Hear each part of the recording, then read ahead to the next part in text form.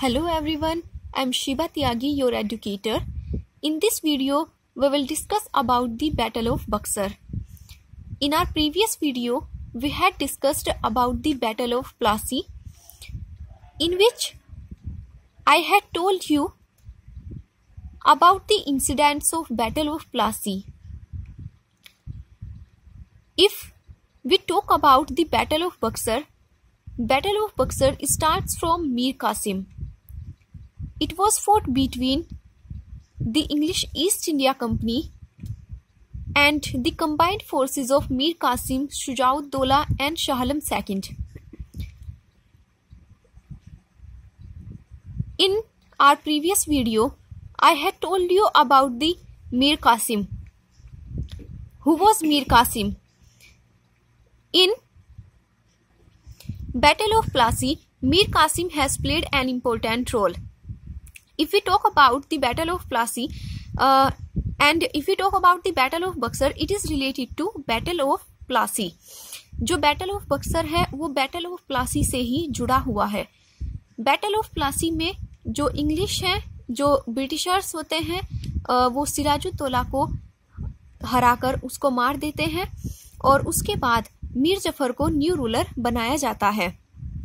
But Mir Zafar doesn't fulfil the demands of English, यानी कि जो ब्रिटिश होते हैं और मीर जफर उनकी सभी डिमांड्स को पूरा नहीं कर पाते हैं. इसलिए जो कंपनी है वो मीर जफर को जो न्यू रूलर बनाती है उसके पद से हटा देती है.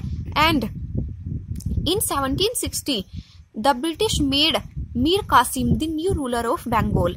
1760 में जो कंपनी है वो मीर कासिम को न्यू रूलर बना देती है. और जो मीर कासिम है, जो ये बैटल ऑफ बक्सर है, वो मीर कासिम से ही शुरू होता है. First of all we will discuss about the some highlights. So there are some highlights. It was fought between English East India Company and combined forces of Mir Qasim, Shuja-ud-Daula and Shah Alam II.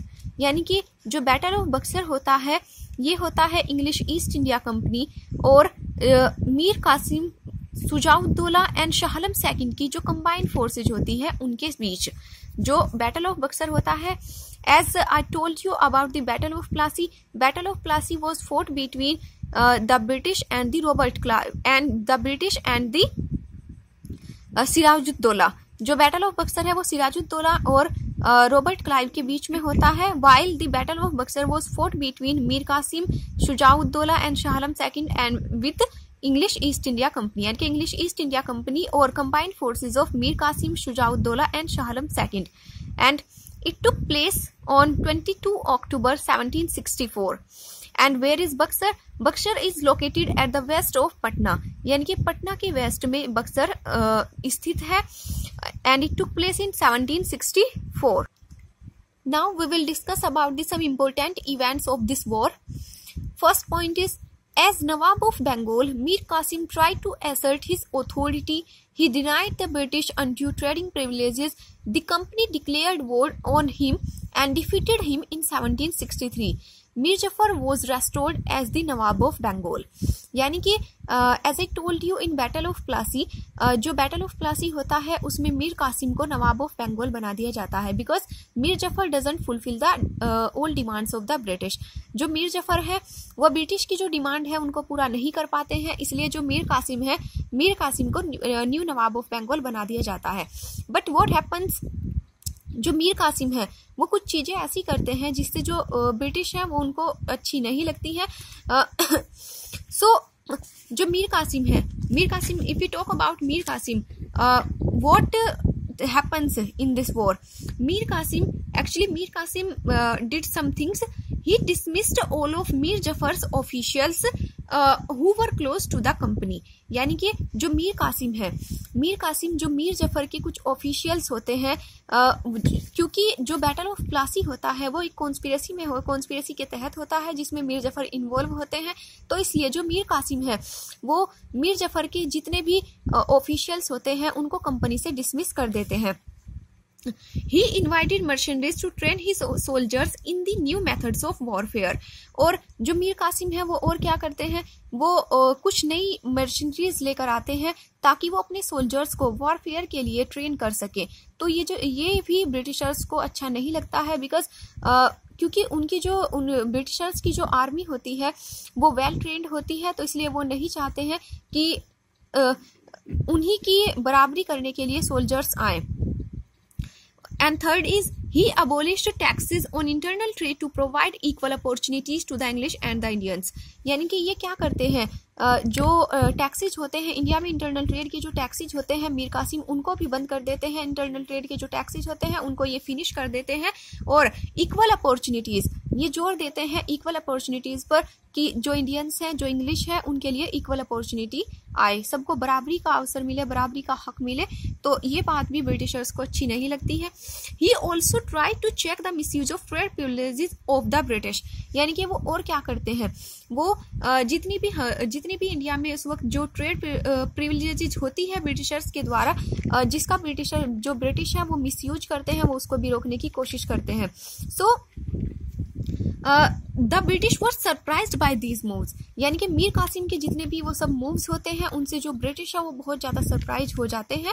And so these were the some points which were laid the foundation of battle of Buxar, यानी कि ये इस तरह के कुछ moves होते हैं जो मीर कासिम लेते हैं और यही बैटल ऑफ बक्सर की नींव डालते हैं।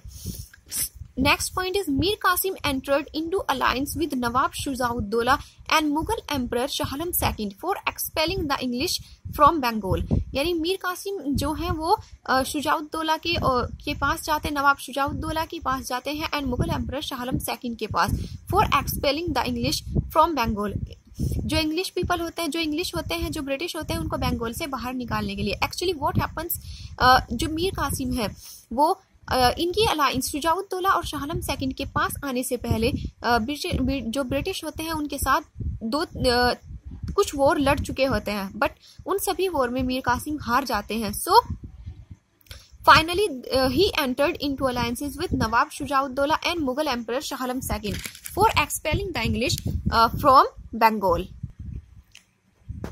Next point is the British defeated the combined forces at Buxar in 1764. By this victory, the British established unquestioned authority over Bengal and considerable influence over the ruler of Awadh and the Mughal emperor. The British defeated the combined forces at Buxar in 1764. जो British है वो नवाब शुजाउद्दौला और Shah Alam second and Mir Qasim, उनकी जो combined forces है उनको defeat कर देते हैं 1764 में।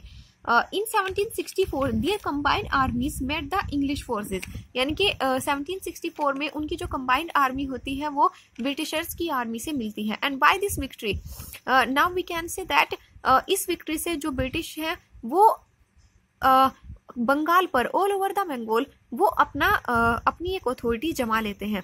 And considerable influence over the ruler of Awadh and the Mughal emperor,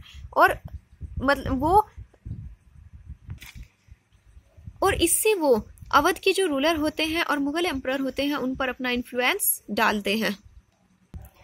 so now we can say that the British controls all over the Bengal. Now we will discuss about the results of this war.